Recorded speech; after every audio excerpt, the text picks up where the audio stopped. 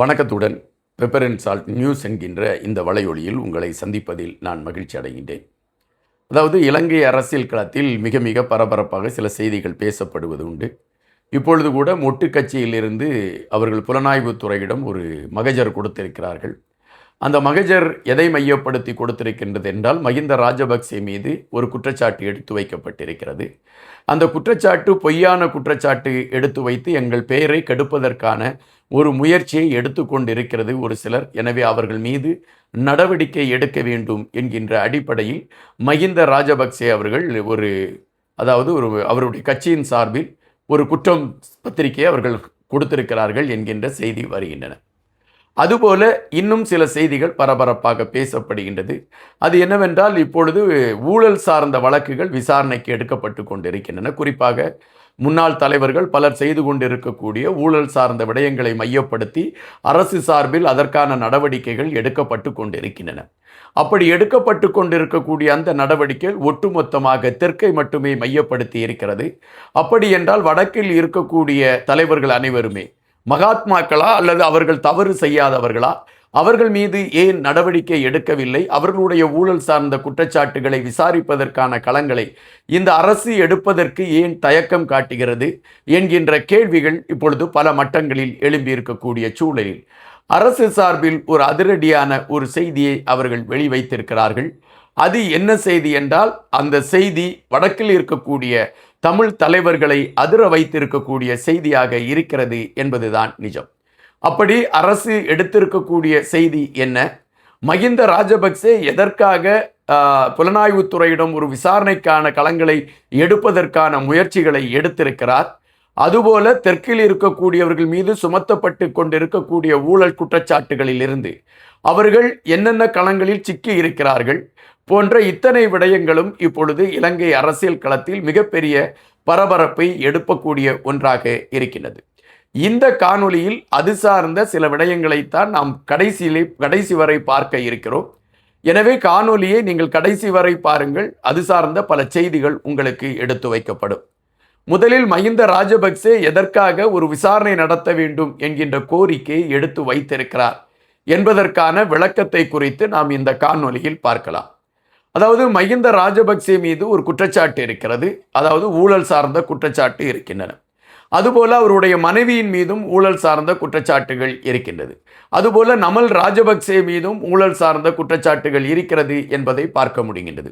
மஹிந்த ராஜபக்சே வீடு கட்டி கொடுக்கக்கூடிய திட்டத்தின் அடிப்படையில் அதில் அவர் ஊழல் செய்து விட்டார் என்கின்ற ஒரு செய்தியும், அதுபோல சீனாவிற்கு பல செயல்பாடுகளை இலங்கைக்குள் செய்வதற்கான ஒரு ஒப்பந்தத்தை போட்டதின் அடிப்படையில் சீனாவிடமிருந்து பெரும் நிதியை அவர் லஞ்சமாக பெற்றுக்கொண்டார் என்கின்ற ஒரு செய்தியும் மஹிந்த ராஜபக்சே மீது குற்றங்களாக பதிவாகி இருக்கின்றன.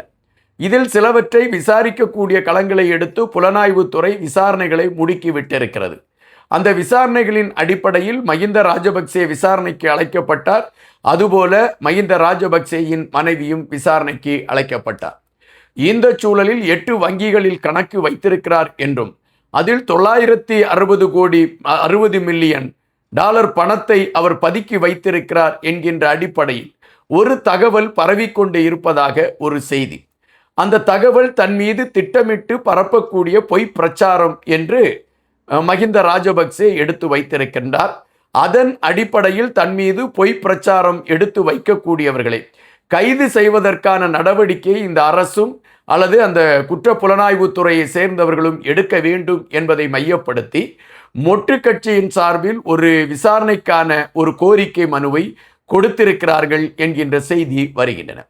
உண்மையிலே மஹிந்த ராஜபக்சே அவர்களுடைய வங்கி கணக்கில் $960 பதுக்கி வைக்கப்பட்டிருக்கிறதா என்கின்ற கேள்விகள் எழும்பிக் கொண்டு இருக்கின்றன. அதற்கான சரியான விடைகள் இதுவரை கிடைக்கவில்லை என்பதுதான் நிஜம். இல்லை, மஹிந்த ராஜபக்சே மீது திட்டமிட்டு அரசியல் காழ்ப்புணர்ச்சியில் பொய் பிரச்சாரங்கள் எடுத்து வைக்கப்படுகிறதா என்கின்ற கேள்விகளும் எழும்பிக் கொண்டு இருக்கின்றன. இப்பொழுது அவர்களுடைய கட்சியை சார்ந்தவர்கள் விசாரிக்க வேண்டும், உண்மையை கண்டுபிடிக்க வேண்டும் என்கின்ற கோரிக்கையை எடுத்து வைத்திருக்கிறார்கள்.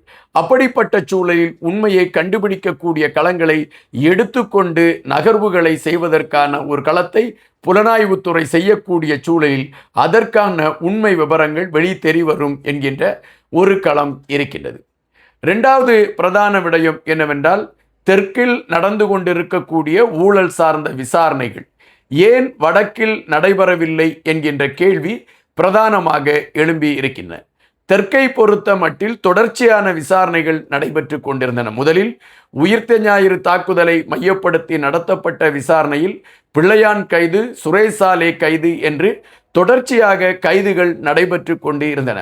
அதே வேளையில் தெற்கை மையப்படுத்தி நடந்த ஊழல்களை முன்னிலைப்படுத்தி கோத்தபய ராஜபக்சேயின் உதவியாளர் கைது செய்யப்பட்டதும், கோத்தபய விசாரணைக்கு அழைக்கப்பட்டதும், மகிந்த ராஜபக்சே விசாரணைக்கு அழைக்கப்பட்டதும், மகிந்த ராஜபக்சேயின் மனைவி விசாரணைக்கு அழைக்கப்பட்டதும், ரணில் விக்ரமசிங்கே விசாரணைக்கு அழைக்கப்பட்டதும், மைதிரி விசாரணைக்கு அழைக்கப்பட்டதும் என தொடர்ச்சியாக தெற்கு பகுதியை சார்ந்த அந்த தலைவர்கள் தொடர்ச்சியாக விசாரணைக்கு அழைக்கப்பட்டிருக்கக்கூடிய களங்கள் பரபரப்பாக பேசப்பட்டது.